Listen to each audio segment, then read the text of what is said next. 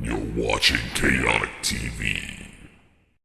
Hey guys, welcome back to Chaotic TV. We're in our first TVT of the night in Game 4 of the Current 3 Esports Club versus Millenium Acer TeamStory Cup match during Week 1. Right now, Current 3 is up 2-1 against Millenium, and in the top right we have the Blue Terran, formerly of Current 3 Esports Club, the Spanish player. It is Lucifron. And his opponent spawning across from him on the map. The red Terran player here, he finally took down Vipro after a couple of strong showings from him. This is Millennium's ForGG. Take TV's Shelby, really helping us out with letting players know that there's cross spawns. And on Star Station, that is an incredibly long distance. I think actually he said that in an observer chat, so they didn't hear it, but we know. True. So that wasn't a referee position or anything, so they still don't actually know that. Yeah, and we will. Maybe that was just for the viewers, but we'll probably see whether these players know by the way their scouting goes. And it looks like Lucifron is going to go to the bottom right. Maybe he just wanted to show that Lucifron was, well, not actually BMing because he thinks it's all positions. This is actually, maybe he just doesn't trust Shoddy. Which, by the way, I don't know how a European got that name. In game. I know, if he did though, maybe he just doesn't trust him. Wow, and he didn't even scout far enough in to see the command center. Had ForGG been there, and probably assumed a wall in because well, he made one. I don't know. Maybe that's normal in TVT, to be honest. I don't follow TVT that much, admittedly. You know what I hope? I find it kind of boring. I actually love TVT in Heart of the Swarm. So much more harassment than went on with the just Marine Siege, and if it ends up as Marine Siege, I'm really happy because positioning is a skill, and not everybody has it. But I kind of want to see, if he drops a reactor on this, I want to see Mass Hellion. Yes! You're going to see probably Hellions, 4 to 6 of them coming out from not Feast, what am I thinking of? ForGG, our winner of the last game, the Korean player. And we have the same thing coming out for building Lucifron. Hellions, something is wrong. Yeah, just mirror builds here. This is one of a couple variations. A lot of times you'll see a Reaper expand, and this is the Reactor Hellion expand. I really like the Reactor Hellion expand, although both of them are walled in though, so slight difference here. ForGG is putting his command center on the high ground in his base, and Lucifron's building it at the mining location. Yep. If the and there's not a wall in at the bottom, of course, and the Hellions of ForGG might actually be able to do some damage against Lucifron because of that. If they both have the attack coming at the same time with 6 Hellions, then they might meet in the middle of the map and we'll see some awesome micro or something like that. But it looks like we're going to see mech from ForGG since he's floating his barracks all the way across the map. Hellion versus Hellion battles are really crazy. They can go, they're so volatile. They can go either way depending on positioning and micro. And the first 2 Hellions are already moving. Kind of bread and butter around the middle. Did not see that barracks moving across, and now we see the Hellion scout finding the position of Lucifron for ForGG and vice versa. Ooh, he's gonna see those Widow Mines popping out, and he's not gonna be able to get past that second one. And shot. We have a armory coming out for Lucifron and a starport as well. So it's hard, man. I'm used to that Widow Mine just in the middle of the map running into Hellions, and he just quickly burrows itself. Is that what you're laughing at? I didn't see that. Yeah, it was really funny. Both players going to go for Hellbat drops. Again, mirrored, except that the medevac is coming out a little bit quicker for Lucifron than it is for ForGG. I think this is probably the reason I don't like TVT, is Hellbat drops are just infuriating to me, and when both players are doing it, it just makes me want to punch people.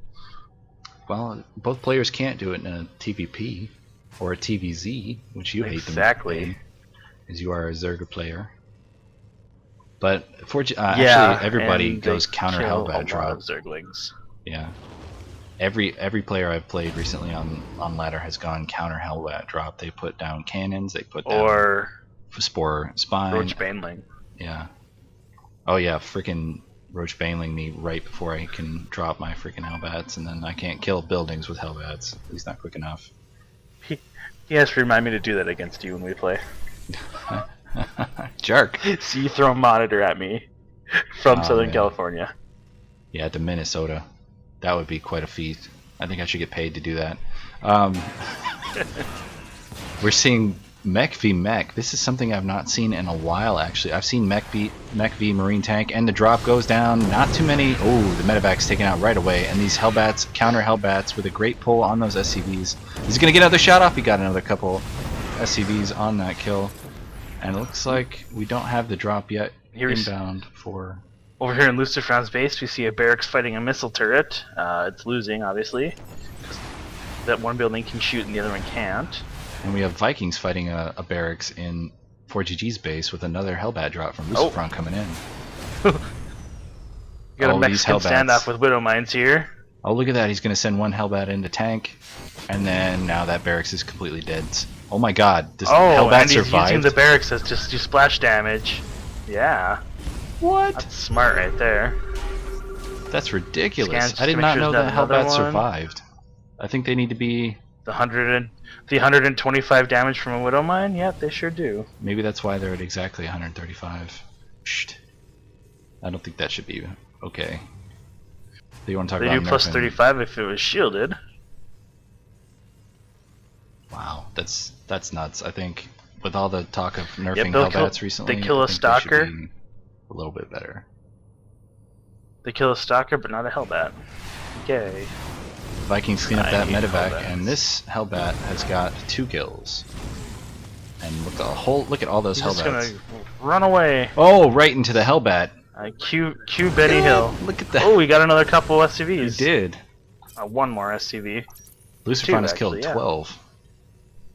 All those SCVs are all so red. I don't know. He should maybe take the time to put or a medevac.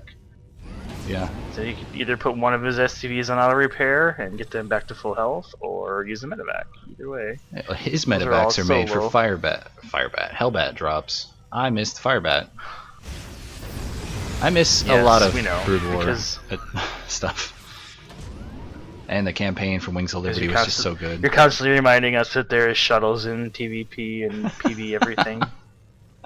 Hey, I called Broodlord's Guardians the other day, and I felt no shame. It's only been a decade, exactly, since...